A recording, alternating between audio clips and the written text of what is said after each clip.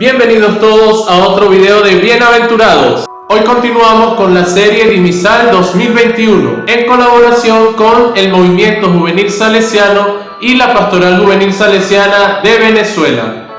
Este segundo video trata sobre la purificación del templo.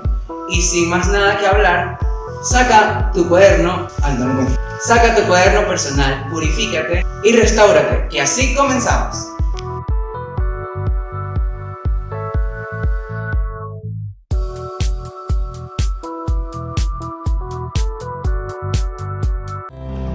Del Evangelio según San Juan.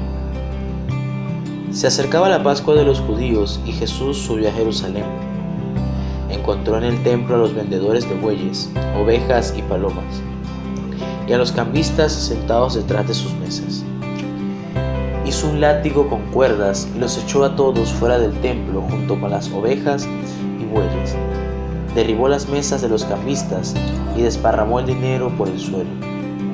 A los que vendían palomas les dijo: saquen eso de aquí y no conviertan la casa de mi padre en un mercado. Sus discípulos se acordaron de lo que dice la Escritura: me devora el celo por tu casa. Los judíos intervinieron: ¿qué señal milagrosa nos muestras para justificar lo que haces? Jesús respondió: destruyan este templo y yo lo reedificaré en 3 días. Ellos contestaron: han demorado ya 46 años en la construcción de este templo, ¿y tú piensas reconstruirlo en 3 días? En realidad, Jesús hablaba de ese templo que es su cuerpo. Solamente cuando resucitó de entre los muertos, sus discípulos se acordaron de lo que había dicho y creyeron tanto en la Escritura como en lo que Jesús dijo. Jesús se quedó en Jerusalén durante la fiesta de la Pascua, y muchos creyeron en él al ver las señales milagrosas que hacía. Pero Jesús no se fiaba de ellos, pues los conocía a todos, y no necesitaba pruebas sobre nadie, porque él conocía lo que había en la persona. Palabra del Señor. Gloria a ti, Señor Jesús. El relato del Evangelio de este domingo nos muestra una escena un poco incongruente, donde vemos a Jesús con cordeles en mano y además con una apariencia exabrupta, donde lo vemos que grita, regaña y está molesto. Pero todo esto ¿para qué? Para defender la casa de Dios. Jesús, al ver que el templo en Jerusalén se estaba convirtiendo en un mercado, decide purificarlo y arma lo que podríamos considerar como un pequeño escándalo. Jesús alza su voz, protesta de manera activa contra el obvio pecado que se comete en la casa de su padre, e incluso con el riesgo de meterse en problemas. Jesús se convierte en todo un manifestante.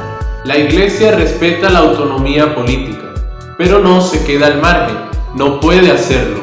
Los ministros religiosos no deberían hacer política partidaria, porque eso es más propio de los laicos, pero no pueden renunciar a la dimensión política de la existencia, que busca el bien común y el desarrollo humano integral. No es nada de disputar ni poderes ni terrenos, sino ofrecer como un hogar entre los hogares, cosa que la Iglesia siempre ha sido, para que el mundo actual tenga testimonio de fe, de esperanza y de amor al Señor, y que aquellos que Él ama con predilección, una casa que nos recibe con las puertas abiertas. Queremos ser una iglesia que sale de sus templos, que sale de sus sacristías, para acompañar la vida, para sostener en la esperanza, para tender puentes de unidad, para romper muros, para crecer en la fraternidad. Jesús actúa distinto, porque es lo correcto, aunque curiosamente en ese concepto nadie lo había intentado. Es interesante si se tiene en cuenta el lugar donde sucede la escena. ¿Cuál es el personaje principal en este tema? ¿Personas religiosas? No, en este caso personas religiosas que se dedican a dar culto a Dios, o sea, sacerdotes y levitas. El llamado de atención es claro: el hecho de creer en Dios y no adorarlo no garantiza vivir como a Dios le agrada. Aquí hay que tener mucho cuidado. Una persona de fe no puede ser fiel a todo lo que esté reclama, y sin embargo puede sentirse cerca de Dios y creerse con más dignidad que los demás. pero hay maneras de vivir la fe que facilitan la apertura del corazón de los hermanos, y esa será la garantía de la apertura del corazón a Dios. San Juan Crisóstomo lo expresa así: desean honrar el cuerpo de Cristo, no lo desprecien cuando lo contemplen desnudo, ni lo honren aquí en el templo con lienzo de seda, si al salir lo abandonan en su frío y desnudez. La ironía está en que quienes dicen no creer pueden vivir mejor la voluntad de Dios que aquellos que se consideran creyentes. El templo existe para adorar a Dios, y es por eso que es el punto de referencia de cualquier comunidad. Esta, a su vez, está compuesta por personas que son ellas mismas, templos vivos donde habita el Espíritu Santo. La figura del templo siempre ha sido importante en la tradición judeo-cristiana, desde el Arca de la Alianza hasta el Templo de Salomón, su destrucción y posterior reconstrucción. Luego de una de las varias veces en que el templo de Jerusalén fuese ultrajado, Judas Macabeo guió al pueblo a consagrarlo y purificarlo. Y es así como después de la victoria piensa en el templo. Dice: nuestros enemigos están vencidos. Subamos pues al santuario a purificarlo y consagrarlo. Y todo esto era necesario, pues los paganos lo habían usado para su culto. Purifica el templo, pero lo hace con látigo en mano. Expulsa las actitudes paganas, a los mercaderes, haciendo negocio, cambiando monedas, agraviando.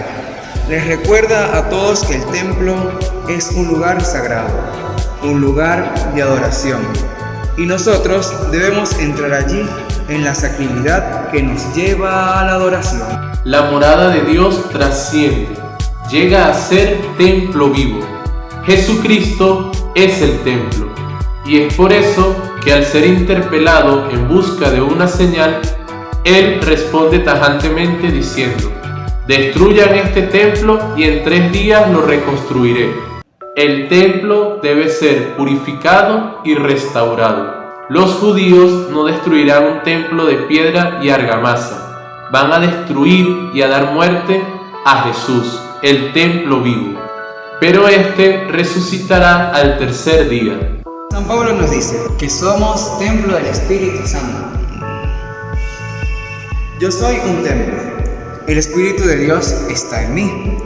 Si el centro de todo el concepto del templo es la adoración, podemos hablar en este caso de una especie de adoración, la cual es el corazón, y que busca al Espíritu del Señor dentro de sí, y sabe que Dios está dentro de sí cuando le escuchamos y le seguimos.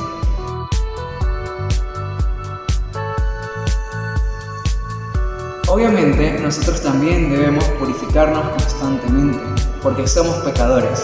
Nos podemos purificar con la oración, con la penitencia, con el sacramento de la reconciliación y la Eucaristía. Como templos vivos del Espíritu, nuestro deber es edificar la iglesia. Para esto debemos identificar los cimientos. Jesucristo. Pensemos en una iglesia de cemento y piedra. Si la construimos sin hacerle los cimientos, simplemente se derrumba. Entonces, si Jesucristo no está vivo dentro de la iglesia simplemente se derrumba. Ahora, ¿qué somos nosotros?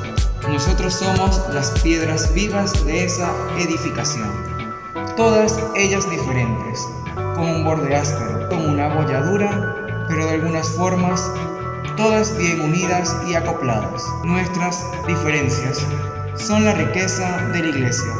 No podemos pensar en una iglesia uniforme.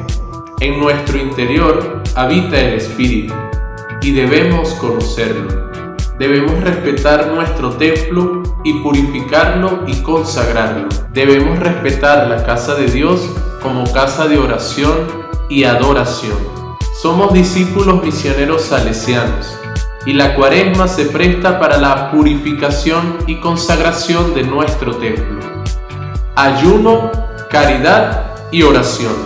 Ahí encontraremos la clave. Antes de finalizar, plantéate estas 3 preguntas. Número 1. ¿Qué significado y sentido tiene para ti el templo? Número 2. ¿Cuáles situaciones crees que debes purificar para ser más auténtico? Y la número 3. ¿Cuidas la casa común? Medita esto y convérsalo con tu grupo. Puedes contarnos tu respuesta a través de los comentarios. Y con esto concluimos este segundo video formativo en colaboración con el DIMISAL 2021 para el MJS de Venezuela. Recuerda, nos mueve la esperanza de ser escogidos, preparados y enviados. Recuerda estar al tanto de nuestras redes sociales y a las del MJS para estar al tanto de todo lo que te traemos con este DIMISAL.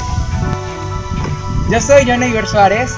Y yo soy Rafael Guanches. Nos vemos en una próxima oportunidad.